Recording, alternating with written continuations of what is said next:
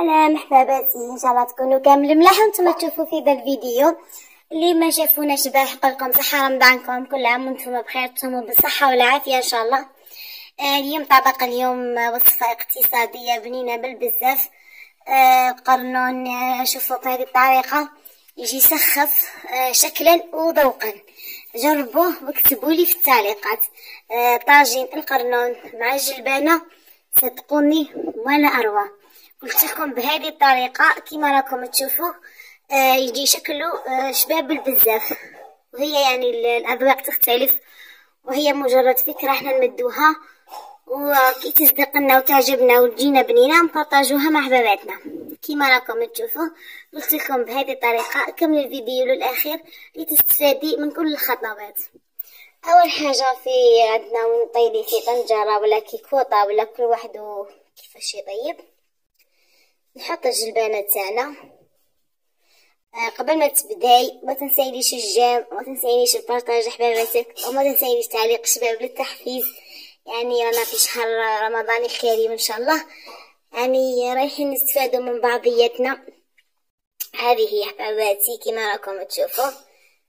مانيش رايحه نهضر بزاف لانه الناس راسيه ماش باغي نكسر لكم ريسانكم.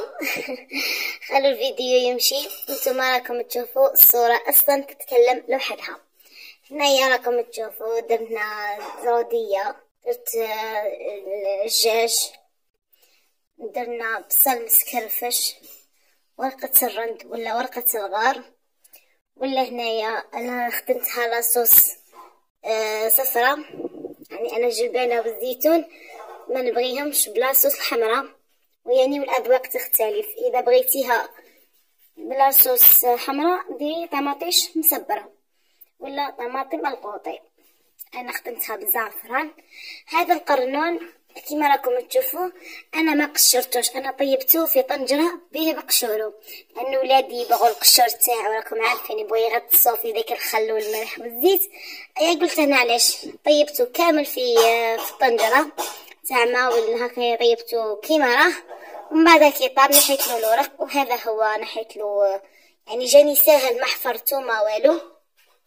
انا علاش درت هذه الطريقه، يعني درت الفرماج وحده ودرت طبقه تاع الكاشير، ومن بعد كان هذاك شويه تاع الدجاج اللي طيبته في المرقه تتسو ودرته، ما خلطتهمش كامل مع بعض لاني بغيت هذوك الطبقات كي تبداي تاكلي تلقاي طبقه هذيك تاع القرنون ومن بعد تاع الكاشير ومن بعد تاع الفرماج، راح تجي طبقات يعني تجيبني تجي شكلا يعني عندها شكل شباب، وثاني في الذوق تجي ما شاء الله. زاد اصلا القرنون هذا بنين بالبزاف، يعني محشي ولا هكينا يتبع المرقات تاع الجلبانه بالزيتون يجي بنينه بالبزاف كيما راكم تشوفوا. راح نكمل انا بهذه الطريقه كامل، ومن بعد واش ندير راح نجيب حبه البيض ونجيب الخبز ملحي ولا لا شابلور، نبدا نغطس فيهم، ما تخافي عليهم ما يتحلوا ما والو صدقيني.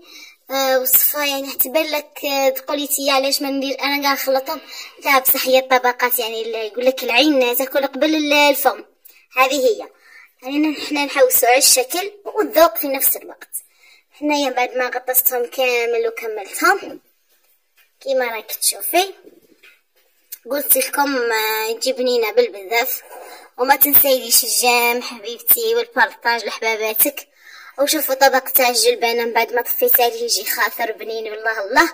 وهذوك الكويرات هذوك ولا لي بولات لكم تشوفوا فيهم هذيك الفرماج والحشو تاع القرنون اللي قعد لي كورتو كملت نفس الطريقه، ختصته في البيض في لاشابلو. وهذا هو الطبق تاع الجلبانه جاي يسخف حباباتي. جربوه واكتبوا لنا في التعليقات، ونقول لكم صحه رمضانكم حباباتي، تصوموا بالصحه والعافيه ان شاء الله على كل الأمة الإسلامية، يعني بدون استثناء كل الأمة الإسلامية. ورمضان شهر الرحمة، شهر البركة، شهر الصلاة، شهر العبادة، ماشي غير شهر الماكلة. لكن الإنسان من ذاك يبغي يعني ينوع الطاولة تاع يعني يفرح الصايم، نربحوا أجر يعني للصايم اللي رانا نوكلو فيه. رانا نربحو في الاجر نتاعو كيما راكم تشوفوا. لهنايا من بعد ما فتحته معاكم قلت لكم تجي القرمشه نتاع البيض ولا شابلور، ومن بعد تجي الحشو هذاك بطبقات كيما راكم تشوفوا. صدقوني راح يجي يسخف حباباتي. شهيتكم في الجنه، وما تنساوليش الجيم والتعليق شباب بالتحفيز، ونقول لكم في الاخير صحة فطوركم، صحة سحوركم حباباتي، ونقول لكم سلام.